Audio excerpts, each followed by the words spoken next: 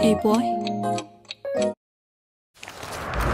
A common belief among immigrants is that their ancestors learned English, but today's immigrants refuse. Is it true?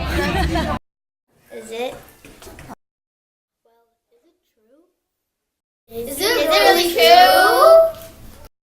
According to Pew Hispanic Center, their reports show that many immigrants recently are refusing to learn English and are failing to assimilate into American society. They are refusing to learn English because they will forget their culture or don't have the chance to learn it. This picture shows that there are many classes like ESL that immigrants attend to learn English. It shows that there are many immigrants who are motivated to learn English in order to assimilate into society. According to the journalist Tom Gelton from The Atlantic, he wrote, in a 2007 article, 4 political scientists examined available data for Hispanic immigrants and found that they acquire English and lose Spanish rapidly, beginning with the second generation. The immigrants are learning English easily, but at the same time are losing their primary language. Many immigrants who learn English forget their primary language because they spend too long trying to learn English. Those immigrants who lose their primary language also lose a piece of their identity. This image shows immigrants focusing on learning English, which causes them to forget Spanish. Our immigrant ancestors learned English, but how many actually got the chance to? A lot of immigrants didn't have the opportunity to learn English. Their culture is very important, and it is hard to leave their language in order to learn English. Do today's immigrants really refuse to learn English? Not all of them have the proper resources to learn English. Thus, the results are they have a difficult time.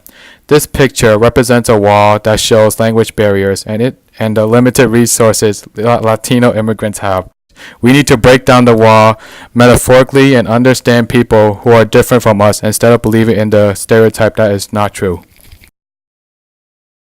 In an interview, I asked Jeffney Rose, did anyone refuse to learn English? She replied, nobody refused, but they just didn't have the proper resources.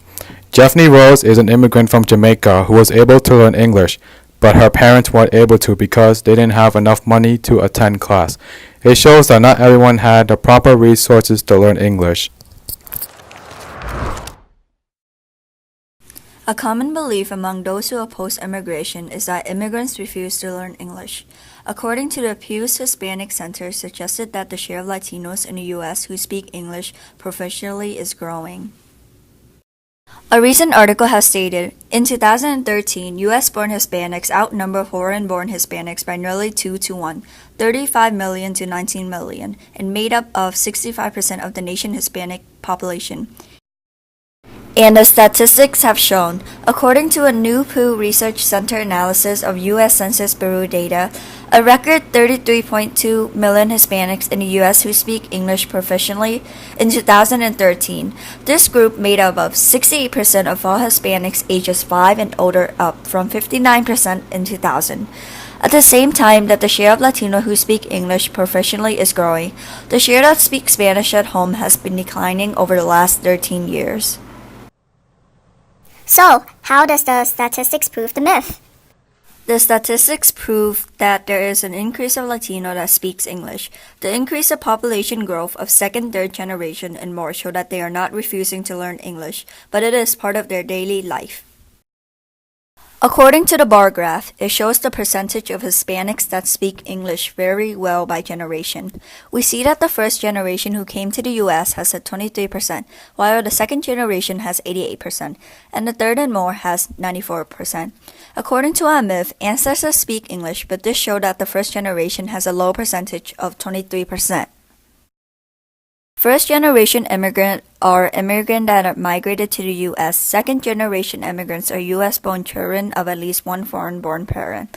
Third-generation are U.S.-born children of at least one U.S.-born parent. It is most likely that the first generation migrating to the U.S. because of the push and pull factors in their home country. The Equal Employment Opportunity Commission, EEOC, a federal agency tasked with enforcing workplace discrimination laws, is suing a private American business for firing a group of Hispanic and Asian employees over their inability to speak English at work, claiming that the English language requirement at U.S. business constitutes discrimination. You're fired. You're fired. You're fired. You're fired. You're fired. You're fired. This quote is explaining how a company was sued because they fired minorities for not speaking English at work. We live in a country in which English is the mandatory language, not legally, but it is understood. We live our lives using the English language. No one would dispute that the United States is understood to be an English-speaking country. Aside from two loopholes, to become a citizen, one must be able to read, write, and speak English. We have come to the point in our society that speaking another language is labeled as racist or xenophobic. Why is it xenophobic to ask someone immigrating to the United States to learn the language? My name is Jose Flores. I was born in El Salvador. I came to this country at a young age because my mother brought me to have a better life.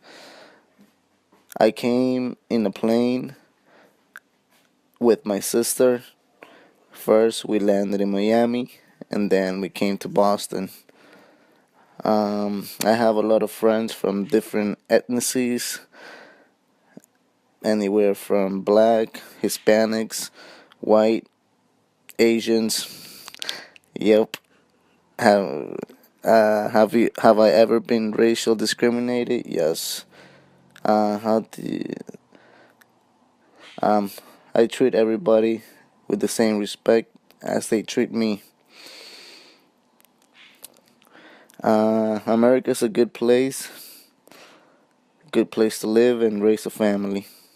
Thank you. Have a good day.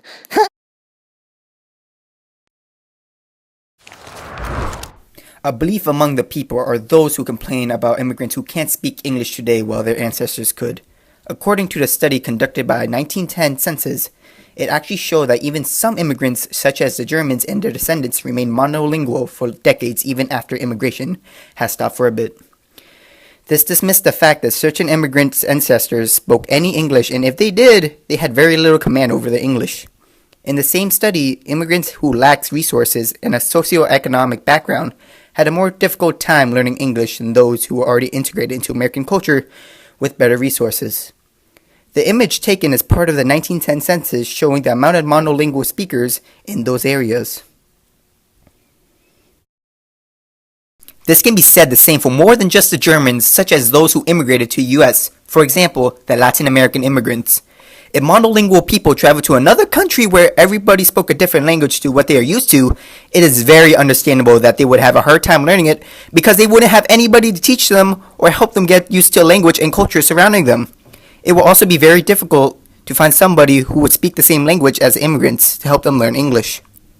On the chart, as you can see, 11% didn't have enough money, 5% didn't have enough learning material, 15% didn't have native speakers to help, and 15% had a bad method of learning a language. These percentages show the problems of learning a new language, and in the immigrant's case, it's English. From personal experience, when I interviewed a Latin American immigrant named Jose Dario Rodriguez, he actually had difficulty in learning English at first, but he slowly got the hang of the language to the point where he was fluent. Some background information is that he had some resources and friends to help him learn some English that benefited him. This man is also used to be an undocumented immigrant, which is why he needed to learn English in order to assimilate into society. This actually disproves the myth that today's immigrants refuse to learn English.